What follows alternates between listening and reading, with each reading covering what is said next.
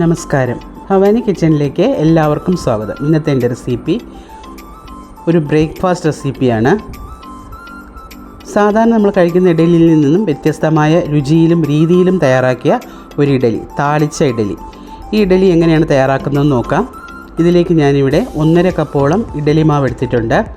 ഉപ്പ് ചേർത്ത മാവാണ്. പിന്നെ നമുക്കിതിലേക്ക് വറുത്ത് ചേർക്കേണ്ട ഇൻഗ്രീഡിയൻസ് നോക്കാം. ഞാനിവിടെ ഒരു 4-5 വറ്റൽമുളക് ചെറിയ കഷ്ണങ്ങളാക്കി എടുത്തിട്ടുണ്ട്. അതിൻ്റെ അരിയെല്ലാം കളഞ്ഞതാണ്. 1.5 ടേബിൾ സ്പൂൺ ചെറിയ ഉള്ളി ചെറുതായി അരിഞ്ഞത്, 1 ടീസ്പൂൺ ഉഴുന്നുപരിപ്പ്, 1 ടീസ്പൂൺ കടലപ്പരിപ്പ്, 1 ടീസ്പൂൺ കടുക്, ഒരൽപ്പം കറിവേപ്പില ചെറുതായി അരിഞ്ഞത്, പിന്നെ കായപ്പൊടി. ഇത്രയാണ് നമുക്കിതിലേക്ക് വേണ്ടത്. ആദ്യം നമുക്ക് ഈ ഇൻഗ്രീഡിയൻസ് എല്ലാം ഒന്ന് വറുത്തെടുക്കാം.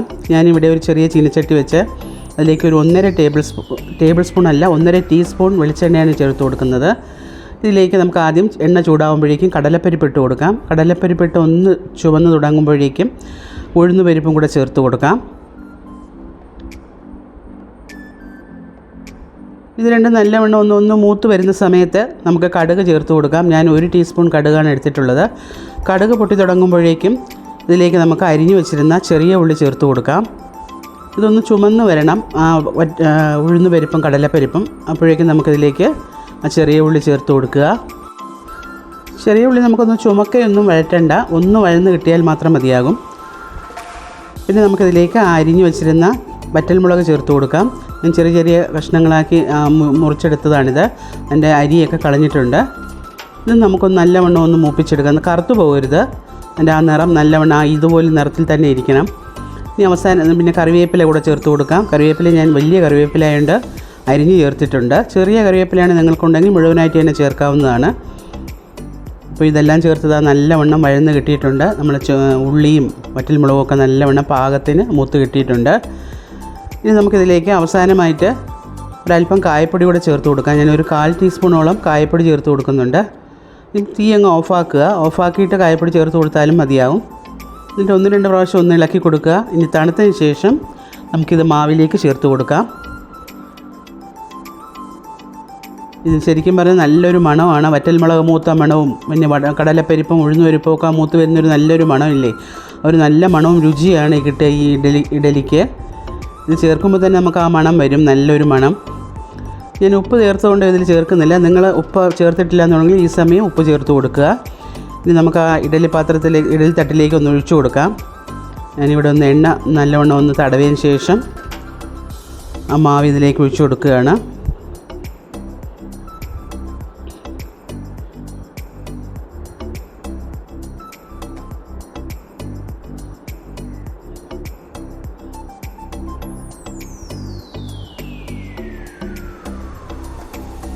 എനിക്കിവിടെ ഒരു 8 ഇഡലിയോളം ഈ ഒരു 1.5 കപ്പ് മാവിൽ 8-9 ഇഡലിയോളം കിട്ടിയിട്ടുണ്ട്. നിങ്ങൾ മാവ് എടുക്കുന്നതിനനുസരിച്ച് ഇതിൻ്റെ ആ ഇൻഗ്രീഡിയൻസിൻ്റെ അളവൊക്കെ ഒന്ന് കൂട്ടിയെടുത്തോളുക.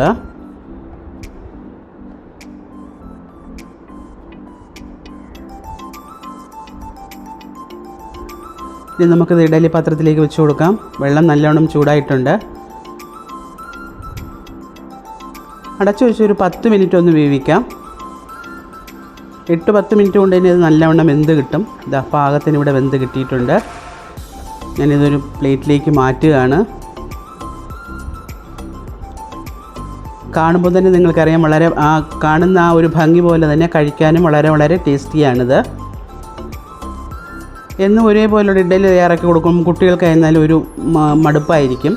ഇങ്ങനെയൊന്ന് വ്യത്യസ്ത രീതിയിലൊന്ന് തയ്യാറാക്കി കൊടുത്താലേ നല്ല രുചിയുമാണിതിന്. അപ്പം ഞാൻ ഈ വേറിട്ട രുചിയിൽ തയ്യാറാക്കിയ നമ്മുടെ താളിച്ച ഇഡലി ഇതാ ഒരു ഡിഷിലേക്ക് മാറ്റിയിട്ടുണ്ട്. ഞാനിതിൽ വറ്റൽമുളകാണ് ചേർത്തിട്ടുള്ളത്. നിങ്ങൾക്കിതിൽ പച്ചമുളക് ചേർക്കണമെങ്കിൽ ചേർക്കാം. അതല്ല അല്പം ഇഞ്ചി ചേർക്കണം എന്നുണ്ടെങ്കിലും ചേർക്കാവുന്നതാണ്. ഇഞ്ചിയുടെ രുചി ഇഷ്ടമുള്ളവർക്ക് അത് ചേർക്കാവുന്നതാണ്. പിന്നെ നമുക്കിത് കറിയൊന്നും തന്നെ ഇതിന് വേണ്ട, അല്ലാതെ തന്നെ നമുക്കിത് കഴിക്കാം. എന്നിരുന്നാലും ഞാനിവിടെ ചമ്മന്തിയും ഇഡലിപ്പൊടിയുമാണ് എടുത്തിട്ടുള്ളത്.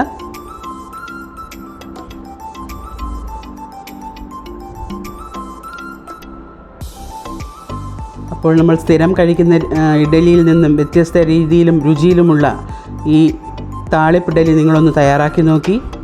ഇഷ്ടപ്പെടുകയാണെങ്കിൽ ലൈക്ക് ചെയ്യുക, നിങ്ങളുടെ ഫ്രണ്ട്സിനും റിലേറ്റീവ്സിനും ഒന്ന് ഷെയർ ചെയ്യുക. നിങ്ങളുടെ വിലയേറിയ കമൻസും എന്നെ ഒന്ന് അറിയിക്കുക. എൻ്റെ വീഡിയോ ആദ്യമായിട്ട് കാണുന്നവരുണ്ടെങ്കിൽ ഒന്ന് സബ്സ്ക്രൈബ് ചെയ്യാനും മറക്കാതിരിക്കുക. വീണ്ടും ഇതുപോലുള്ള നല്ല നല്ല വീഡിയോകളുമായി ഉടനെ തന്നെ കാണുന്നതാണ്.